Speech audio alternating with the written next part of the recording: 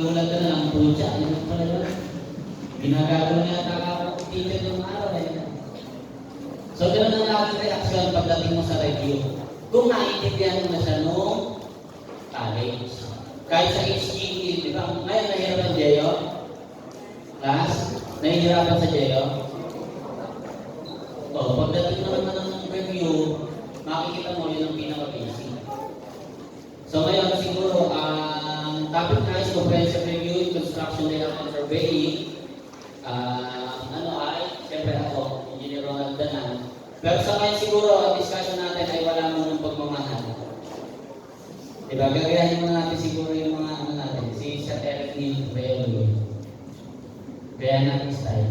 So, balita ko kasi ang mga taga-USD raw pagdating sa construction layout and surveying ay malalakas na. Diba? So, dapat kasi ang mindset mo malakas ka. Kahit lasing na lasing ka na talaga. Kasi nga, malakas ka. Diba? Yung mga ano eh. Yun ang mga maling malakas. So pagdating sa construction layout and surveying, meron tayong nahati sa dalawa, yung elementary at higher surveying. So yung elementary ay comprising ng horizontal, vertical distance, and traverse o tungkol sa mga lupa o lote. Samantala, ang higher surveying naman ay with regard sa road surveying. Paano kung nagka-construct ng daan? Mainly, ang ginagawa mo sa road surveying or topographic surveying is earthworks. Siyempre, gagawa mo lahat magkakaterpil ka.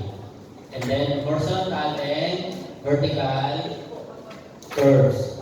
So, pagdating sa una, ang natapos natin ay horizontal distance.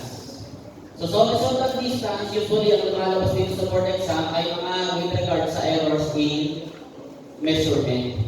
Kasi kung titingnan mo, ang tinatawag niya ay horizontal distance, pero ang Earth's surface is not entirely horizontal. Diba? So may mga ganung parts siya. Pero dito sa horizontal distance, ano pa ba yung mga pwedeng error na nangyari? Ang usual natin ay tape correction. So pag may measure ka ng horizontal distance, usually tape ang ginagamit.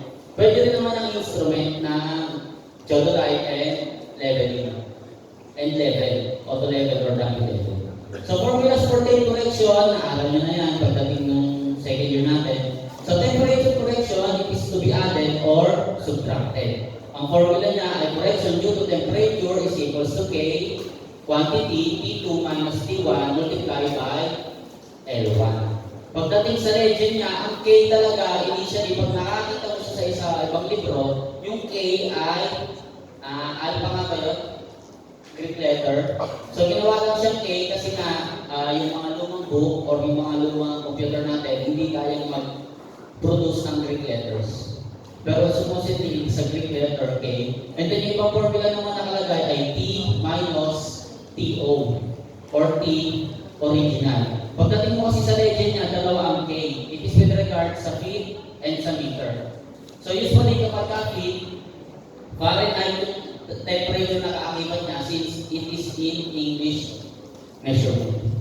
So, yung isa naman ay SI in meters and degree Celsius. Pagdating sa temperature, ang T2, yun yung actual temperature during measurement at yung TO or T1 ay yun yung temperature na standard dun sa length na binili mo ng tape. So, ngayon, susunod ay full correction. So ito naman, kung nasobrahan ka ng natak or nagkulang. So it is also to be added or subtracted. Kung babalikan natin, ang temperature ay to be added and subtracted din. Bakit kaya? So yung mga boys, alam yan, di ba? Pagka mainit, ano nangyayari? Mahaba. Di ba? Kapag malamig, umiikli. So kung boys ka, di ba? Halimbawa, nagpipihit ka ng mga piyesa ng motor mo. Pagka nag-expand yung bolt and nuts, masyado maipit, diba? Kasi nag-expand na siya sa temperature. So sa full correction, it is to be added and subtracted kasi nga pwede kang sumobra ng mata. Pag sumobra ka ng mata, nabibinat, therefore mag-a-add. Pag kinulang ka naman, magsusubtract. So ang formula ay correction due to full is equals to quantity P2 minus P1 multiplied by L1 all over AD. Kung makikita nyo, ang pinagalingan lang nato ay sa strema. Classroom deformation, tama ba? So yun lang din yung formula niya. Next na formula is correction due to sag. It is to be subtracted only. Bakit? Kasi kapag ka ang tape ay lumawlaw, most likely, mas mahaba siya compared ka yung horizontal distance na hinahanap mo. Tama ba? Class, mas mahaba ang curve lagi compared kay straight line. Kaya ito ay to be subtracted only. Kasi ang hinahanap ko nga ay straight line horizontal distance. Ang formula sa kanya ay correction due to sag is equals to W squared L cubed all over 24 P squared. Ngayon, may ibang formula ka makikita sa book dito. Ang nakalagay, CS is equals to capital W L over 20, W squared L all over 24 P squared. Bakit nagkaroon ng capital W? Ang small w class ay unit weight in terms dito. So meaning in kilogram per meter. Yung malaking W naman ay yung timbang kabuuan ng tape natin. So applicable lang yung formula na may malaking W kapag kasi sinasabi yung kabuuan natin, yung kabuuan length ng tape, yung sinasabi. So ang isa pa tricky dito is yung weight ay yung length unsupported length. Pagdating dito, yung L ay hindi yung entire na haba ng tape natin, kundi yung unsupported length or in between supports distance. Natangagi kayo sa class. Tapos yung P is actual pull applied pagdating ng measurement. So mamaya papakita natin yung importance ni L pagdating dito sa unsupported length natin. So last is slope correction. So not entirely lahat ng lupa ay tinatag para sa atin. Class. So ibig sabihin, kung hindi siya pinatag, may pagkakataon na sloping siya o hindi siya batang nga ay pataas o pababa. Ngayon, alam natin na pagka nagkaroon ng slope, kahit tingnan mo sa triangle, mas mahaba lagi ang hypotenuse kumpara sa legs, horizontal legs. Tama? So, kaya siya ay to be subtracted only. Ang formula niya ay CS is equals to H squared over 2S. Ngayon, pagdating sa formula, makikita mo dito, parehas sila ni correction yung tusag na CS. Wala namang kaso kung paano mo i-disregard, kung paano mo i-refer, or kung paano mo papangalanan yung formula. As long as consistent ka. Kasi pagdating dito, kung makikita mo parehas na CS, baka malito ka kung ano yung hinahanap. Ngayon ito, pwede mong gawin CSL. Yung isa CS lang. Depende pa rin sa'yo kung ano yung gawin mo. Pagdating naman dito, hindi naman ko questionin sa board exam kung paano mo siya sinol. Ang ko-questionin lang daw kung tama ba yung sagot mo. So for example, ang unang problem is a 50 meter steel tape is of standard length under a pull of 5.5 kg and the temperature of 20 degrees Celsius when supported throughout its entire length. The tape weighs 0.05 kg per meter has a cross-sectional area of 0.04 centimeter squared and the modulus of elasticity of 2 times 10 raised to the 6 kg per centimeter squared. The tape was used in field to measure a distance that was determined to be 458.65 meter at the time the measurement was made. The constant pull applied was 8 kg with the tape supported only at endpoints. During the measurement, the temperature was observed to be at an average of 80 degrees Celsius. Use yung coefficient natin for thermal expansion as 11.6 times 10 raised to the 6 per degree Celsius. So usually, yung 8, mali lang ito ng type na 8, it is alpha nga dapat, or A. Hindi na ito even pagdating sa may problem natin. Class. Kasi constant yan. Lahat ng constant pagdating sa board exam, ang expected ni examiner, tinatandaan na. Malinaw doon? So ngayon ang unang tanong, determine the correction due to tension. Yung kulay-kulay sa class, mamaya natin yung information. So number 2, determine the correction due to temperature. Then number 3, determine the correction due to sag. The number 4, find the correct length of the line. So ngayon, ang tricky part dito, pagdating natin sa correction or tape correction is knowing kung too short o too long. Kasi magkaiba siya eh. So ang discovery lang doon, lagi mo nang tatandaan, isa lang ang tandaan mo. Kasi ano siya, vice versa. Kung tatandaan mo ay measurement, pag sinabing measurement, ibig sabihin, sinusukat yung isang distance na unknown. Yung laying out, may dalawang given points ka, i-layout mo lang. Class. Para measurement, sinusukat. Ngayon, pagka nangyari ay too long, from the point of view na sinusukat mo yung unknown distance, too long. Ang nangyari, ibig sabihin, yung 50 meter tape daw, halimbawa, may sinukat ka, hindi pala siya actually 50 meters. Ang nangyari, naging 50.1 meters siya. Therefore, kapag ka-measuring, ibig sabihin, idadagdag mo yun. Nagigets? Class? Kasi, mas mahaba pala siya kumpara sa expected length na ina-assume natin. Ngayon, pag too short naman, when measuring, dapat ima-minus. Kasi nga, naging mas maikli pala siya kumpara dun sa ine-expect natin haba mo tape. So kapag ka naman laying out, ang sistema lang vice versa. Kung ang tulong ay ina-add sa laying out, isinusubtract naman siya. So kahit isa lang doon ang tandaan mo, matatandaan mo lahat. Class, malinaw doon? Ngayon dito, usually pagka ganito, di ba basic lang siya? Pagka tinignan mo. Ang diskarte rito, pagdating sa board exam, dapat pag nakita mo madali, sagutan mo lang ang sagutan. Ngayon, kung ikaw naman ay nahihirapan, i-skip mo. Bakit? Kasi sa board exam, hindi ka hanapan ng solusyon. Yung mahirap, pag naubusan ka ng oras, pwede mo na lang hulaan. At sa board exam, isa lang sinasabi natin lagi, mabibilang mo yung mahirap. Bakit? Kasi nilalagay lang ng examiner yan para makilala kung sino yung magtatap na dyan.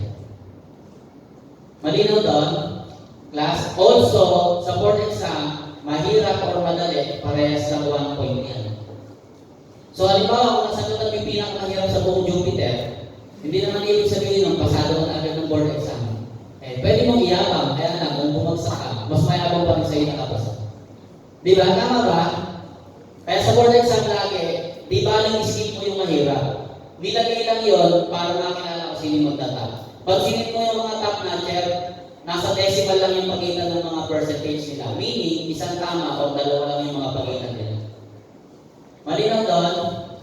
So, ganun din dito sa compre. Halimbawa, ikaw ay na-short ka ng review, na-short ka ng pag-aaral. Pag mahirap, huwag mong pilitin sa sarili mo. Class. Unahin mo yung madali kasi yun ang may score ng points. Hindi naman bibigyan ng award na sagutan mo bilang mahirap. Tama ba yun? Okay, in terms of solution, siyempre ililista natin yung given, pero kung sa iba, usually hindi na nililista kasi kaya naman ito solve ng rekta. So sa solution, number 1, correction due to pool. So using yung formula, yung sinasabi ko kanina, yung P2 minus P1 ay pwedeng maging P minus PO. So inputting those given, ang makukuha natin ay positive 0.0 I love you. Tama ba? Kasi kung nakita mo ganyan kadaling problem, mapa-I love you ka talaga.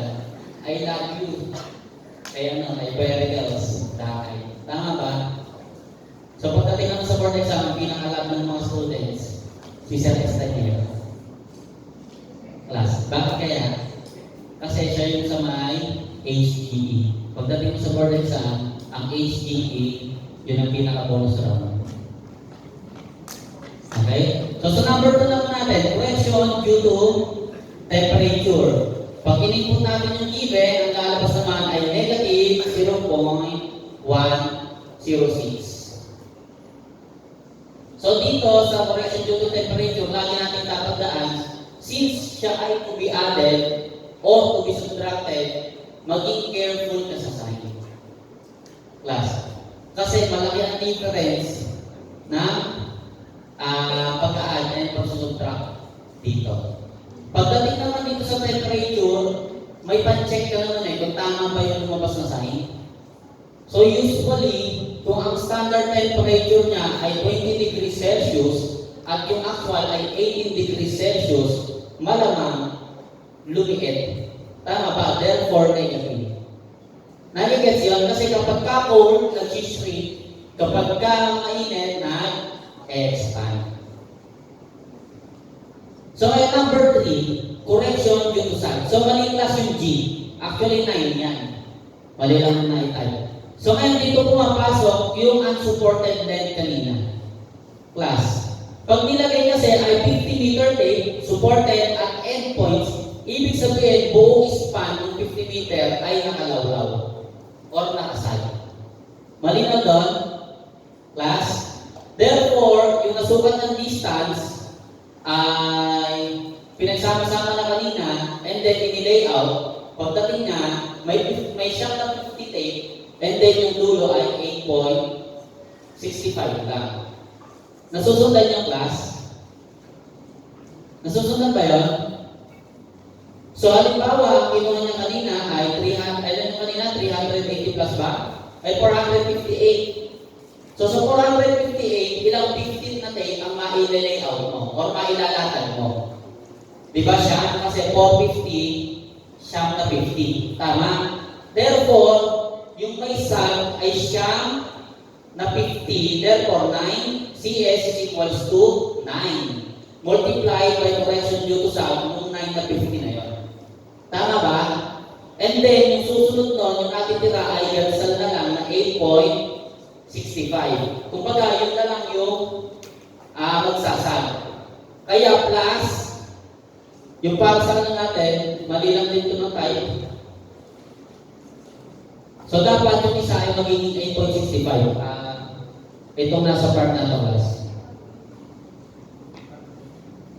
Kasi nga, ito ay 9 na 50. Ito yun, 1, 2, 3, 4, 5, 6, 7, 8, 9. Tapos, itong nasa dulo na, 8.65. Malinaw doon? Class?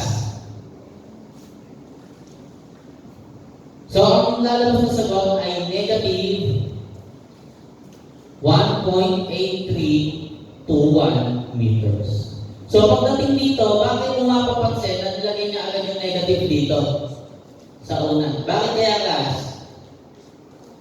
Kasi ang correction due to sum ay always to be subtracted. So, para hindi ka na malito, baka kasi pagka hindi mo nilagay yun, ang lalabas na sagot kasi ay positive. Tama? Class? Pag lumabas ang positive, nagmamadali ka kasi nakita mo, shit, sobrang dali. Sasagutan mo ito agad. Diba? Pag nagmamadali ka, may instances na maging careless ka, mawala sa isip mo yung principle na ang correction due to sum ay minaminus lagi. Kaya yung pag ginagawa ng technique, laging pagka to be subtracted only, nilalagyan na agad ng negative sa una. Para automatic, negative yung lalabas, automatic, ima-minus mo. Malinaw doon? Class? Ngayon, ang number 4, tinatanong yung corrected length natin or nilabel niya as L prime. So, from the, pagsasama-samahin lang natin lang ang correction, tapos i-add or isusubtract natin doon sa unang sukat o sa measured distance. So, that will be 458.65 plus yung I love you natin kanina sa correction due to pull, minus yung sa temperature, and then minus yung sa correction due to sag. Ang lalabas na L prime is 456.8216. Madali ba? Class? Madali? Madali? So, itong class ay actual na nanggaling na sa board exam. So, lahat isasample natin ay yung mga nanggaling na sa board exam. So, ito ang isang patunay na lahat na nasa board exam ay madadali lang. Pili-pili lang yung mahihirap. Magiging mahirap lang yun kung hindi mo naaral. Ngayon, kung naaral mo siya at mahirap pa rin talaga, eh baka para sa top natin na yun. Class. So, yun lang yung natin. Ngayon, next na topic with regard sa correction ay sea level reduction. Ang sea level reduction class ay ginagawa to correct yung measure distance mo or yung horizontal distance mo in terms of Earth's surface. So usually kasi pagka tinignan kita dyan, ang magiging distance natin, pag tinignan natin ay in terms of eye level class, hindi in terms ng nasa lupa. Malinaw? Class? Nai-imagine ba? So, ang sea level reduction, ginagawa mo siya para makuha mo yung distance between two objects na naka-refer dun mismo sa lupa. Navigate yan? Okay ba? So, ngayon ito yung formula niya. Sea level reduction formula is L prime is equals to L, quantity 1 minus H over R. Ang L prime ay sea level distance or yung distance in terms ng nasa lupa. And then ang L is measured distance at a certain height. And then yung H natin ay height ng object from the sea level. So pwede siyang positive. Pagka siya ay positive, nakaangat siya. Tama? Pagka siya ay below, depressed or nakalubog. And then yung R natin ay radius of Earth. So ang radius of Earth natin ay constant supposedly. Pero may mga problems dito sa sea level reduction na ibinibigay ang radius of Earth. Malaki kasi ang factor ni radius of Earth pagdating dito sa mga ganitong reduction. Itong sea level reduction class, ang susunod dito ay curvature and refraction na. So ito yung isang basic lang muna and then susunod papaka-complicated. Pagdating dito sa radius of Earth, usually pwede siyang hindi ibigay. Kasi dapat na-review mo lang. Class. Pero hindi pa binibigay dito. So proceed tayo sa example. A baseline measures 25 km at an elevation of 520 meters. If the average radius of the curvature is 6,400 kilometers, compute the sea level distance. So pagdating ito yung mga choices, ang sagot daw ay letter C. 24,997.97 meters. So kung tinignan natin yung figure, from point A to point B, tinanaw ang isang object, ang distance niya ay 25 kilometers plus. Ngayon, ano kaya yung distance niya pagdating in reference sa Earth surface or sa lupa? Yun naman yung L prime natin. So ang solution ay formula-based or all solution.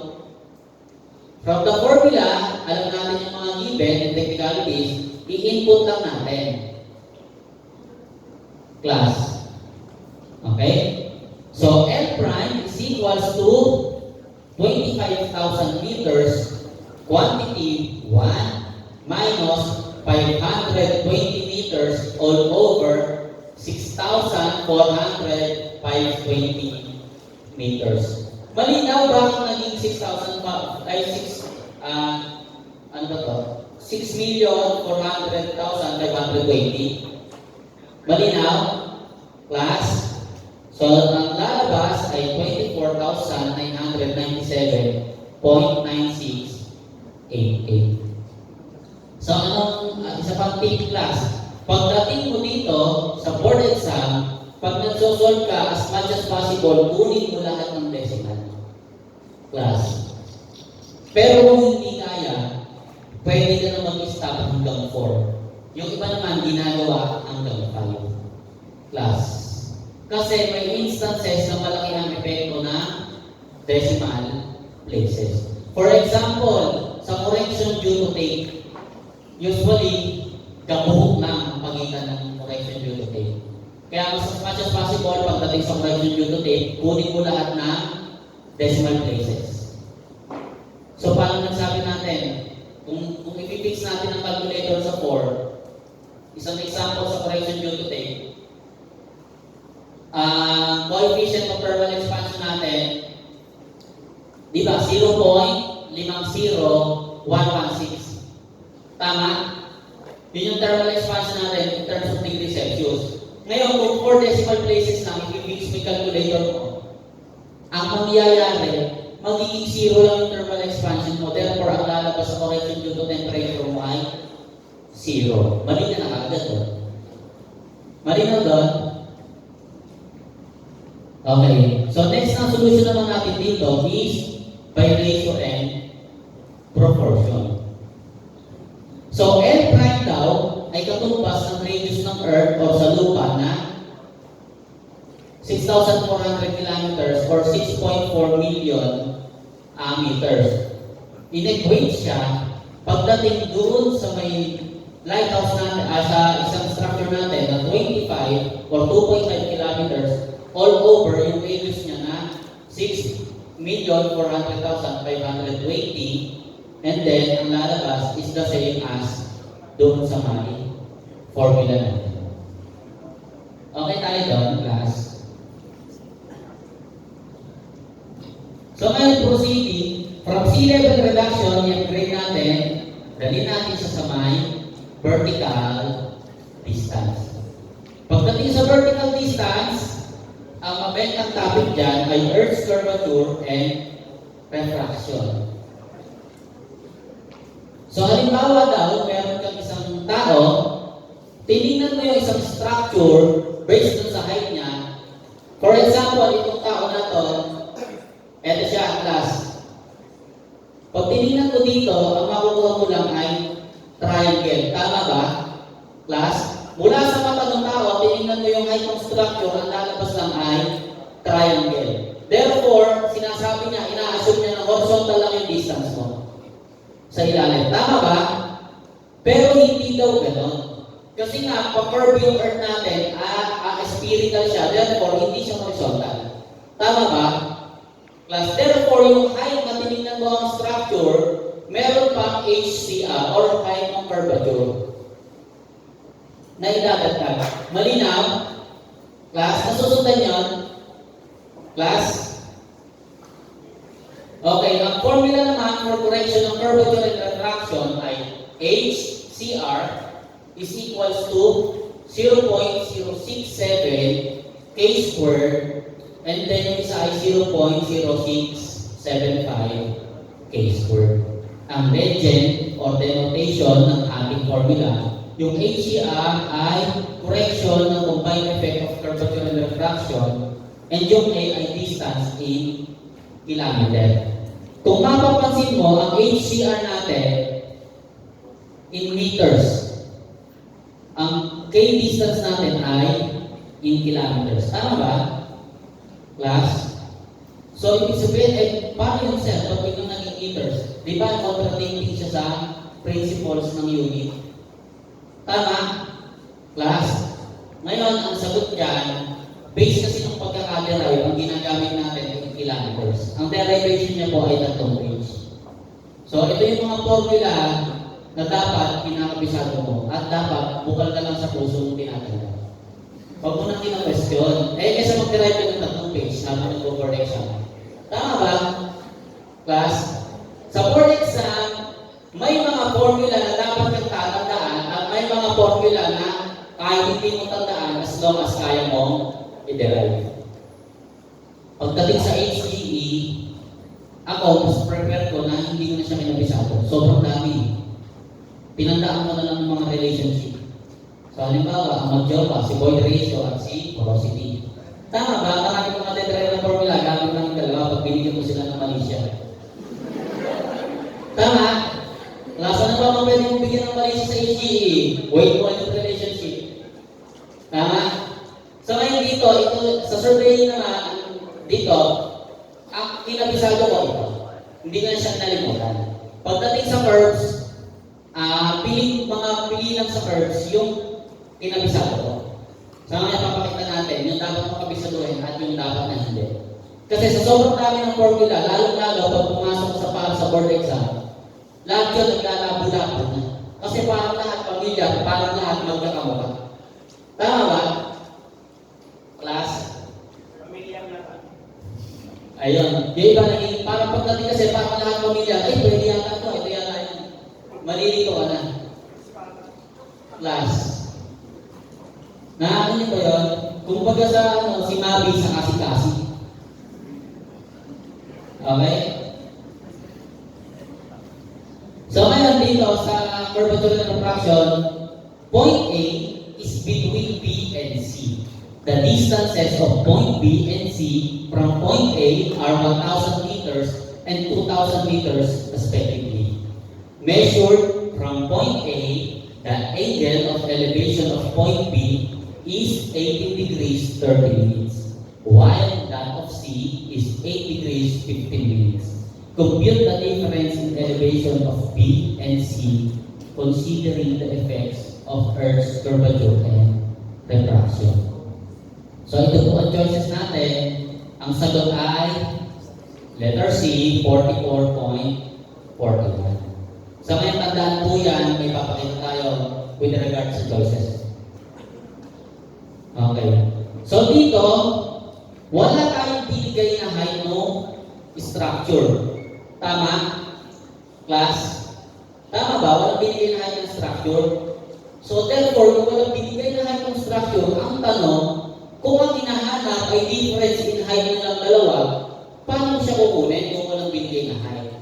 Kaya nga, kinukuha muna natin yung height ng structure. Tama? So using yung mga triangle natin, ang tanong ay sa pag-tip, ang triangle, kasama mo yan hanggang mamatay ka dapat. Kung ikaw ay nag-engineering, pinakasalan mo yan. Bakit? Triangle kasi is the most basic shape.